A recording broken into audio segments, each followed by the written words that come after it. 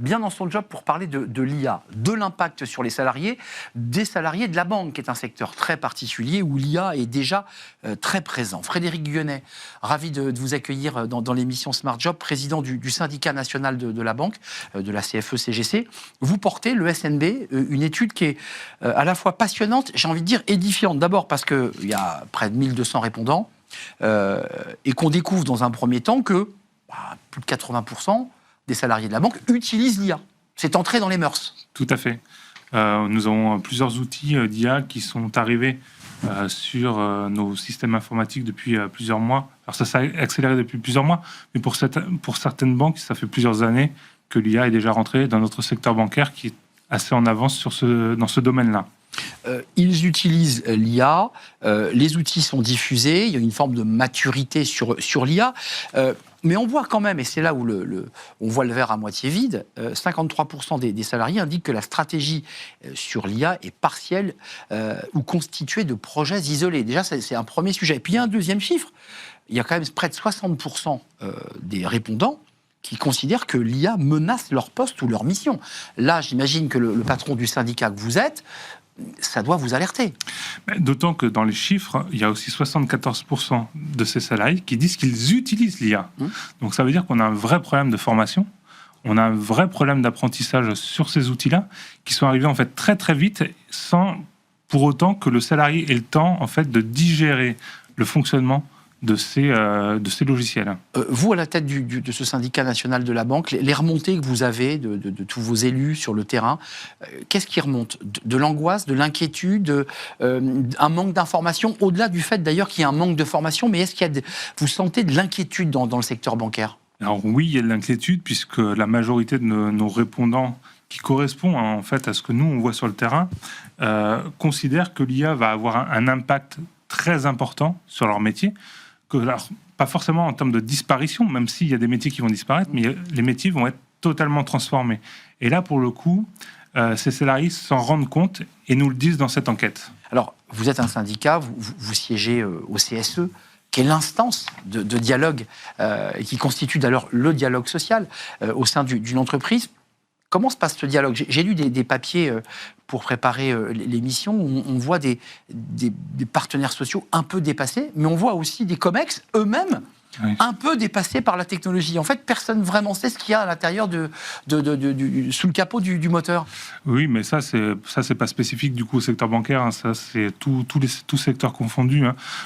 J'avais vu une étude où il y a 95% des entreprises de plus de 50 salariés qui ont voulu lancer des logiciels IA, seulement 8% vont jusqu'au bout. Donc il y a vraiment une méconnaissance du fonctionnement de l'IA, une méconnaissance de ce que peut rapporter l'IA aussi dans son lancement, parce qu'on se rend compte que finalement les outils d'intelligence artificielle coûtent cher en termes de lancement, mais coûtent très très cher en termes de mise à jour et pour pouvoir garder ce logiciel dans la durée. Cette étude qui est très riche, extrêmement détaillée, à la fois sur l'utilisation et les inquiétudes, vous en faites quoi, vous, président d'un syndicat ? Vous les déposez lors des CSE, vous cherchez à en savoir plus sur les outils. Comment on fait là concrètement ?